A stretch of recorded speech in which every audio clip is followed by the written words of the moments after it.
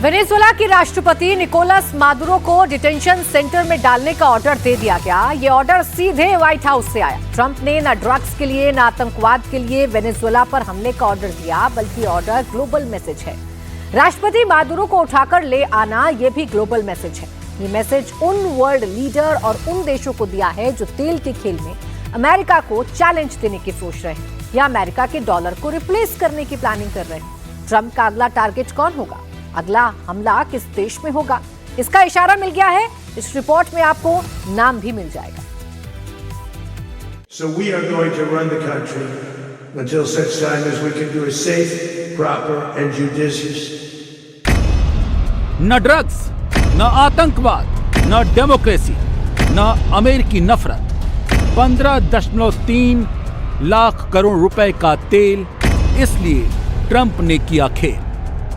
सच है ये, मादुरो पर ड्रग्स, आतंकवाद, डेमोक्रेसी की हत्या, अमेरिकियों से नफरत का इल्जाम तो ट्रंप का बस बहाना है। हकीकत तो ये है कि ट्रंप को वेनेजुएला की 303 अरब बैरल तेल के रिजर्व भंडार को कब्जाना है। वेनेजुएला के पास दुनिया में सबसे ज्यादा 303 बिलियन बैरल क्रूड ऑयल का रिजर्व है। उसके बाद सऊदी अरब के पास 258 बिलियन बैरल, ईरान के पास 209 बिलियन बैरल, कनाडा के पास 170 बिलियन बैरल, इराक के पास 145 बिलियन बैरल, कुवैत के पास 101 बिलियन बैरल, यूएई के पास 98 बिलियन बैरल, रूस के पास 80, अमेरिका के पास 48 और लीबिया के पास 48 बिलियन बैरल ऑयल रिजर्व है। लेकिन ट्रंप की नजर सबसे ज्यादा वेनेजुएला के तेल पर है, जो पूरी दुनिया का 20% ऑयल रिजर्व है। अमेरिका खुद को सबसे पुरानी डेमोक्रेसी का हवाला देता है, खुद को डेमोक्रेसी का चैंपियन कहता है, और तो और ट्रंप तो खुद को शांति का मसीहा बताते हैं। लेकिन तेल के लिए, डॉलर के लिए, अपने स्वार्थ के लिए सारे सिद्धांत भूल जाते हैं। और यही ट्रंप की असलियत है। पैसे के लिए ट्रंप कुछ भी कर सकते हैं।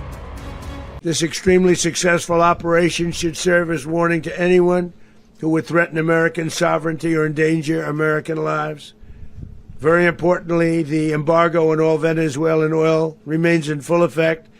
The American armada remains poised in position, and the United States retains all military options until United States demands have been fully met and fully satisfied.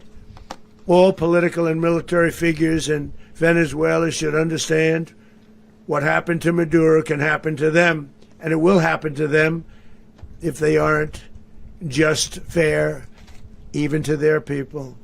The dictator and terrorist Maduro is finally gone, and Venezuela people are free. They're free again. Trump Maduro को पकड़कर ताली पीट रहे हैं, शेख ही भगा रहे हैं, लेकिन उनकी असलियत की पोल खुद उनके देश वाले खोल रहे हैं। पूर्व उपराष्ट्रपति कमला हैरिस ने एक्स पर ट्रंप के बारे में यही लिखा है, मामला न तो ड्रग्स का है और न ही लोकतंत्र का। तेल और डोनाल्ड ट्रंप के स्वार्थ का खेल है, जो अमेरिकियों की जान पर भी दांव लगाने से परहेज नहीं करते। चलिए मान लेते हैं अमेरिका को मादुरो की तेल देने की नीति नहीं पसंद थी, लेकिन इसका यह मतलब नहीं है कि ताकत की धौंस जमाकर किसी स्वतंत्र देश पर हमला कर दो और उसके राष्ट्रपति और पत्नी को बेडरूम से घसीटकर किडनैप कर लो। आखिर ट्रंप को मादुरो से दिक्कत थी या फिर वेनेजुएला की तेल नीति से? सच्चाई तो यह है कि जहां जहां जिस जिस देश के पास तेल है या फिर प्राकृतिक संसाधन है, अमेरिका की लार टपकने लगती है। और अगर उस देश ने अमेरिका की नाफरमानी कर दी तो सारे सिद्धांत भूलकर उस पर कब्जाने के लिए वो छटपटाने लगता है। अमेरिका को वेनेजुएला तभी से खटकने लगा था जब से उसके पास दुनिया के तेल के सबसे बड़े भंडार का पता चला था। वेनेजुएला का अमेरिका से पुराना रिश्ता है। 1811 में वेनेजुएला को स्पेन से आजादी मिली। 1914 में वेनेजुएला में तेल की खोज हुई। अमेरिकी कंपनियां वेनेजुएला आई। वेनेजुएला के तेल का बड़ा हिस्सा अमेरिका जाने लगा। तेल को लेकर अमेरिका ने वेनेजुएला को अपने आईने में उतारना चाहा, लेकिन बात तब बिगड़ी जब अमेरिका ने तेल की कीमत डॉलर से तय करने की बात कही और वेनेजुएला ने इसमें आनाकानी कर दी। तभी से अमेरिका और वेनेजुएला के रिश्ते में खटास आने लगी। आज मादुरो को अमेरिका दादागिरी कर पकड़ कर लाया है तो उसके पीछे की असली वजह यही है, तेल और डॉलर की सुप्रीमेसी का खेल, जिसकी शुरुआत 1974 में हुई जब अमेरिकी राष्ट्रपति हेनरी किसिंजर ने सऊदी अरब के साथ एक समझौता किया। हेनरी किसिंजर और सऊदी अरब के बीच जो समझौता हुआ उसमें वैश्विक स्तर पर बेचे जाने वाले सभी तेल की कीमत अमेरिकी डॉलर में तय करने की बात कही गई। डॉलर में तेल की बिक्री के बदले अमेरिका डिफेंस में मदद देता, सुरक्षा करता। जैसे ही ये समझौता हुआ दुनिया भर में डॉलर की आर्टिफिशियल मांग बढ़ गई। जिस देश को भी तेल खरीदना था उसे डॉलर की जरूरत होती, लेकिन वेनेजुएला ने 1976 में अपने तेल उद्योग का राष्ट्रीयकरण कर दिया।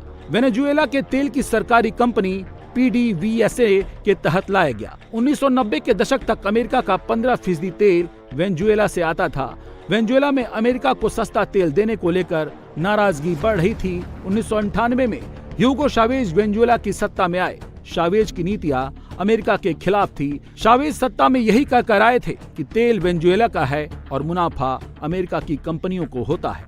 2002 में चावेज के खिलाफ तख्ता पलट की कोशिश हुई, आरोप अमेरिका पर लगे। 2003 से 2008 में तेल की कीमतें बढ़ती चली गईं। साल 2007 तक चावेज ने बची हुई विदेशी तेल परियोजनाओं को भी नेशनलाइज्ड कर दिया था। इस नेशनलाइजेशन के बाद अमेरिकी तेल कंपनियां एक्सॉन मोबिल और कॉनको फिलिप्स को बाहर होना पड़ा। तेल की बढ़ी कीमतों का फायदा वेनेजुएला को हुआ। ह्यूगो चावेज जब आया 1998 में, उससे पहले सारी अमेरिकन कंपनियां वहां पे ऑयल का सारा ट्रेड जो है अमेरिकन कंपनीज के पास था। ह्यूगो चावेज आया, उसने कहा कि भाई ये जो ऑयल जो रिसोर्सेज हैं ये इस देश की जनता के हैं, तो भाई इसका फायदा तो देश की जनता को मिलना चाहिए। आप अमेरिका को कैसे मिल रहा है? तो उन्होंने ये नेशनलाइज कर दिया आकर के कि भाई ये जनता का है, जनता के लिए। अमेरिका ने क्या किया? सैंक्शंस लगा दिए। सैंक्शंस लगा दिए, इतने सैंक्शंस लगाए कि आप देखिए अमेरिका का ना ये एक बहुत अच्छी स्क्रिप्ट है। ये आप एक देश के ऊपर दुनिया भर के सैंक्शंस लगाइए, वहां की अर्थव्यवस्था अपने आप क्रम्बल होनी शुरू होगी। ठीक है, जब अर्थव्यवस्था कमजोर होगी तो वहां पे आप अपने ये जो नोबेल पीस प्राइज विनर्स हैं इनके जरिए आप बताइए वहां की जनता को कि भाई देखिए आप तो बहुत ऑपरेस्ड है, आपकी तो आर्थिक स्थिति बहुत खराब है, आपके पास इतना तेल भी है, मिनरल्स भी है, सब कुछ है, लेकिन आप गरीबी में जी रहे हैं। तो एक आंदोलन खड़ा कीजिए उनके खिलाफ। जब जनता जो जिसका पेट खाली है, जो भूखा है, वो सड़क पर उतरता है। ठीक है, या जब रेजिम चेंज होता है तो उसको सपोर्ट कर देता है कि भाई चलो जो भी आएंगे कम से कम सैंक्शन हटेंगे तो हमारी जो हमारा लिविंग स्टैंडर्ड है वो बेटर होगा, हमें कम से कम 2 वक्त की रोटी तो मिलेगी। तो इस तरह से पूरा माहौल बनाया जाता है। 2013 में चावेज की मौत के बाद निकोलस मादुरो सत्ता में आए। मादुरो चावेज के उत्तराधिकारी थे। मादुरो के सत्ता में आने के बाद तेल की कीमतें गिरनी शुरू हुई। मादुरो ने तेल पर अमेरिका विरोधी नीति को वैसे ही लागू रखा। तेल कंपनियों के नेशनलाइज करने के बाद वेनेजुएला की इकोनॉमी गिरने लगी है। नतीजा ये हुआ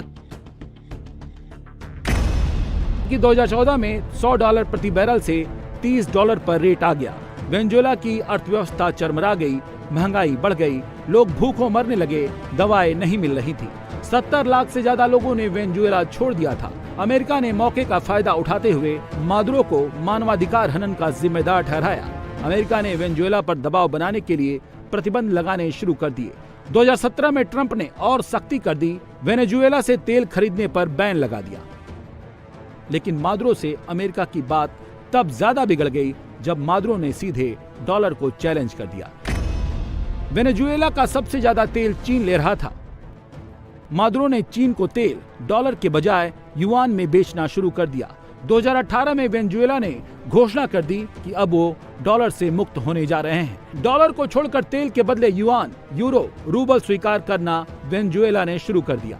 डॉलर के बजाय अपनी पेट्रो नाम की क्रिप्टो करेंसी को तेल की बिक्री के लिए इस्तेमाल करने की घोषणा कर दी। मादुरो ने डॉलर को पूरी तरह से नहीं छोड़ा था, लेकिन डॉलर के वैकल्पिक रास्ते पर खुलेआम काम करना शुरू कर दिया था।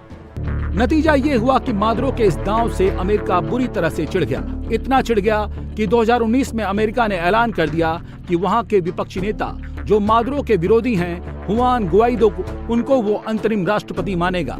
लेकिन इसके बाद बाइडेन की सरकार आई तो वेनेजुएला से तनाव कुछ कम हुआ। बातचीत शुरू हुई, जिसके बाद 2024 में वेनेजुएला में चुनाव हुए, जिसमें अमेरिका ने धांधली का आरोप लगाया, ड्रग्स की तस्करी और मादुरो को आतंकवादी तक करार दिया और फिर से ट्रंप ने कई तरह के वेनेजुएला पर बैन लगा दिए। मादुरो से लड़ाई के पीछे सारा खेल तेल और डॉलर के वर्चस्व को चैलेंज देना है और मादुरो के साथ जो आज हुआ उसकी वजह पूरी यही है। इतिहास गवाह है कि जो भी अमेरिका को डॉलर की सुप्रीमेसी पर चैलेंज करता है वो उसका सबसे बड़ा दुश्मन बन जाता है। साल 2000 में सद्दाम हुसैन ने भी यही ऐलान किया था, इराक डॉलर के बजाय यूरो में तेल बेचेगा। नतीजा ये हुआ कि 2003 में अमेरिका ने हमला कर दिया, सत्ता परिवर्तन हुआ, इराक के तेल की कीमत तुरंत वापस डॉलर में बदल गई, सद्दाम को पीट कर मार डाला गया। आरोप लगाया गया कि सद्दाम के पास सामूहिक विनाश के हथियार थे जो सद्दाम के पास से कभी नहीं मिले क्योंकि वे कभी अस्तित्व में ही नहीं थे। गद्दाफी के साथ भी वही हुआ जब 2009 में गद्दाफी ने तेल व्यापार के लिए स्वर्ण दिनार नाम की एक अफ्रीकी मुद्रा का प्रपोजल रखा। हिलेरी क्लिंटन के लीक हुए ईमेल से ये बात बाहर आई कि अमेरिकी हस्तक्षेप के पीछे की वजह डॉलर का विकल्प ही था। 2011 में नाटो ने लीबिया पर बमबारी की, गद्दाफी के साथ जुल्म की सारी हदें पार कर उसकी हत्या कर दी गई। जैसे सद्दाम हुसैन को बोला गया कि इनके पास वेपन्स ऑफ मास डिस्ट्रक्शन है और ये और वेपन्स ऑफ मास डिस्ट्रक्शन बना रहे हैं और उसका बहाना लेकर के घुस गए, उसको भी पकड़ करके उसको इंडाइट करके फांसी दे दी। मदुरो को भी दे देंगे। तो वहां पे भी वेपन्स ऑफ मास डिस्ट्रक्शन अब इसके पास नहीं था, दुनिया को पता था कि नहीं है और वो थियरी एक बार फेल हो चुकी है तो दोबारा नहीं कर सकते, तो इन्होंने फेंटेनॉल को वेपन्स ऑफ मास डिस्ट्रक्शन बना दिया। ठीक, तो ये अमेरिका की या दुनिया में जो भी इस तरह के देश हैं, जो शक्तिशाली देश हैं, दुनिया में कभी भी कोई भी law and order, rule based world order दुनिया में कभी नहीं रहा है, न कभी होगा। ये हमारे ब्यूरोक्रेट्स को बीमारी है कि वो इस तरह की बातें करते हैं, यूनाइटेड नेशंस के चार्टर की दुहाई देते हैं। ये कमजोरों के टूल्स हैं, कहते हैं ना समृद्ध को नहीं दोष गुसाई। जो ताकतवर होता है उसका कोई दोष नहीं होता, उसके लिए कोई नियम कानून नहीं होते। आप मुझे बताइए, इन्होंने यूक्रेन में रेजीम चेंज किया अमेरिका ने, उसके जवाब में रशिया ने वहां पे इन्वेजन की है। पहले आपने रेजीम चेंज किया, आपने एंटी रशिया वहां पे गवर्नमेंट बिठाई, तो रूस ने कहा कि भाई ठीक है, अगर आप हमारे पड़ोस में आकर के रेजीम चेंज करेंगे और आप इस तरह से काम करेंगे और आप उनको नेटो का मेंबर बना करके हमारे यहाँ पे अपने जो है डिफेंस इक्विपमेंट ला करके प्लेस करेंगे हमारे बॉर्डर पे, तो हम ये बर्दाश्त नहीं करेंगे। और उन्होंने इन्वेड किया और यूक्रेन पे आधा यूक्रेन वो ऑलरेडी कब्जा कर चुके हैं। सच्चाई यह है कि जब इराक ने यूरो में तेल बेचना शुरू कर दिया तो यूरो स्ट्रांग हो गया था। समझना मुश्किल नहीं है कि सद्दाम और गद्दाफी के कुल तेल भंडार से 5 गुना अधिक तेल मादुरो के पास है और मादुरो डॉलर को चैलेंज कर चुके हैं। बात डॉलर के अस्तित्व पर खतरे की थी, ऐसे में अमेरिका मादुरो को कहां बख्शने वाला था और हुआ भी वही। घेर कर अमेरिका ने मादुरो को पत्नी समेत वेनेजुएला से ही उठा लिया। तेल और डॉलर के खेल में अमेरिका ने मादुरो को गिरफ्तार कर मैसेजिंग के लेवल पर बढ़त बना ली है। इसीलिए तेल के खेल को समझने वाले उसके विरोधी चीन, रूस, ईरान और नॉर्थ कोरिया जैसे देश ट्रंप पर भड़क गए हैं। इनमें सबसे ज्यादा परेशान चीन है क्योंकि चीन वेनेजुएला से सबसे ज्यादा तेल लेता है। इसी से समझ लीजिए कि यूएस बैन के बावजूद वेनेजुएला अभी रोजाना 9 लाख बैरल प्रतिदिन ऑयल एक्सपोर्ट कर रहा था। इस साल अब तक वेनेजुएला का 76% तेल चीन ने खरीदा है। अमेरिका ने 17% तेल खरीदा है। चीन वेनेजुएला से रोजाना 6 लाख बैरल प्रतिदिन से ज्यादा ऑयल इंपोर्ट कर रहा है। चीन अमेरिका के अलावा क्यूबा, स्पेन और इटली भी वेनेजुएला के तेल के खरीदार हैं। चीन दुनिया का नंबर 1 ऑयल इंपोर्टर कंट्री है। चीन अपने कुल ऑयल इंपोर्ट का सिर्फ 4% ही वेनेजुएला से खरीदता है। चीन की परेशानी की वजह यह है कि ट्रंप ने अब साफ साफ कह दिया है कि वेनेजुएला में अब जो भी होगा अमेरिका के मुताबिक होगा, सरकार भी उसकी होगी और तेल भी जैसा चाहेगा वैसा बेचेगा। China, Russia, and Iran have interests in Venezuela. How does this operation affect your relationships with them when it comes to the oil and drugs? And Russia, with them when it comes to the oil and drugs. And Russia, Russia when we get things straightened out. But in terms of other countries that want oil, we're in the oil business. We're going to sell it to them. We're not going to say we're not going to. In other words, we'll be selling oil. Probably in much larger doses because they couldn't produce very much because their infrastructure was so bad. So we'll be selling large amounts of oil to other countries, many of whom are using it now, but I would say many more will come. Trump ने खुलकर अपनी सर्वसत्ता का ऐलान कर दिया है और BRICS जैसे देशों को भी मैसेज दे दिया है जो डॉलर के विकल्प तलाशने के बारे में सोच रहे हैं। अब सवाल है कि क्या ट्रंप के इस हमले के बाद ब्रिक्स का डी-डॉलराइजेशन का प्लान थम जाएगा? या ट्रंप के खिलाफ ब्रिक्स देश इकट्ठा होकर डी-डॉलराइजेशन की मुहिम में तेजी ला देंगे, क्योंकि वेनेजुएला पर हमला कर अमेरिका ने पूरी दुनिया को ये तो संदेश दे दिया है कि तेल और डॉलर के साथ जो खेल करेगा अमेरिका उसका खेल कर देगा। अब सवाल है कि दुनिया ट्रंप की दादागिरी के सामने सरेंडर कर देगी या ट्रंप के खिलाफ मोर्चा खोल देगी।